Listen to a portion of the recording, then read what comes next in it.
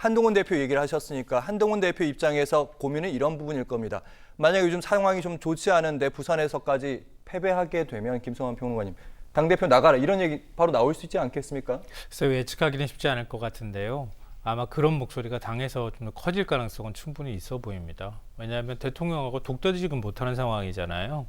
또 지금 윤석열 대통령의 지지율이 정말 낮은 상황이거든요. 제가 여론조사이기 때문에 수치를 말씀드리기는 어렵지만 많은 분들이 아마 보도를 통해서 보셨을 거라고 생각해요. 이런 상황에서 당정 갈등에 대한, 특히 윤한 갈등에 대한 피로감이 굉장히 높은 상황이란 말이에요. 그런데 사실 대통령을 그만두게 할 방법은 없기도 하고 마땅치 않기도 하고 대통령을 그만두라고 하기도 쉽지 않잖아요. 결국은 거꾸로 말하면 윤 대통령의 탈당 얘기까지 나오지 않은 것만 해도 다행이다. 이런 상황이면 결국 한동훈 대표 지지율도 높지 않아서 이번 재보궐선거 만약에 참패란 결론이 나오게 된다면 특히 영남 지역에서 만약에 민주당이나 조국혁신당한테 밀리는 현상이 나온다고 하면 한동훈 대표 책임론이 틀림없이 아마 나올 겁니다. 그러면서 당대표 사퇴 요구가 아마 나올 가능성이 있거든요. 근데 문제는 뭐 많은 분들이 아시는 것처럼 지도부가 한동훈 대표가 더 우위에 있는 상황이란 말이에요. 그래서 물러나라고 한다고 해서 한동훈 대표가 쉽게 물러나게 할 방법이 없는 상황이라는 겁니다.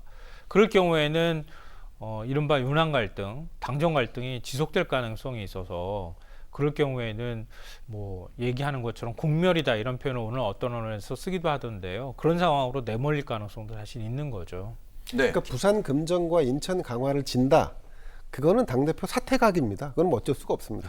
본인이 안 한다고 해도 예. 그 분위기 속에서는 더 이상 한동훈으로는 안 된다라고 하는 게 강력해질 거기 때문에 버티기가 어렵습니다. 김대현 평론가님, 이걸 마지막 질문을 제가 좀 드려보겠습니다. 어쨌든 조국 대표도 그렇고 이재명 대표도 그렇고 계속 부산도 여러 번 찾아왔습니다.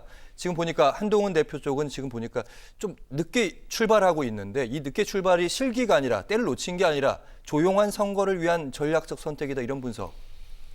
지금 한동훈 당대표에게 그 전략을 제공하는 사람이 아까 제가 언급했던 그런 과거 윤석열 대통령의 대선에서 함께 뛰었던 일부 인사들이 지금 가 있는 거지 않습니까? 이를테면 뭐 신지호 조직부 총장도 그렇고 뭐 전략부 총장도 그렇고 그 밑에 뭐 누구누구도 그렇고 근데 그분들이 저는 뭐 대단히 큰 전략을 가지고 있을 거라고 기대하지 않습니다. 첫 번째.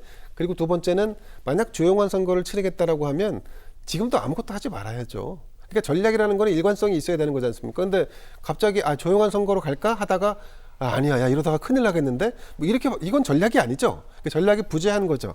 지금 저는 이제 주목하는 게 인천 강화인데, 만약에 인천 강화에서 무소속으로 출마한 안상수 후보가 정말 끝까지 완주하고 당선된다면, 그러면 분위기가 저는 금정도 굉장히 좀 흔들리고 있는 상황이라고 보는데, 안상수가 1위로 달려가고, 야, 선거 결과 국민의힘이 이길 수 있는 곳이 하나도 없네? 뭐 이런 식으로 나온다고 하면, 이건 대단히 큰일이죠. 저는 뭐 이게 OBS라서 그런 건 아닙니다만 적어도 인천 강화 같은 경우에서 안상수 무소속 후보가 출마하는 거는 저는 좀 이건 노회함이 아니라 구태함이기 때문에 본인이 좀 용단을 내렸으면 좋겠고 안타까운 건 좀 유천호 전 군수께서 돌아가시면서 이제 재보궐이 생겼는데 좀 더 젊고 참신한 인물이 선거 전에 뛰어들었으면 어땠을까 하는 그런 아쉬움은 좀 있습니다. 알겠습니다. 전체 재보선 판세 지금 현재 어떤지까지 점검을 좀 해봤습니다.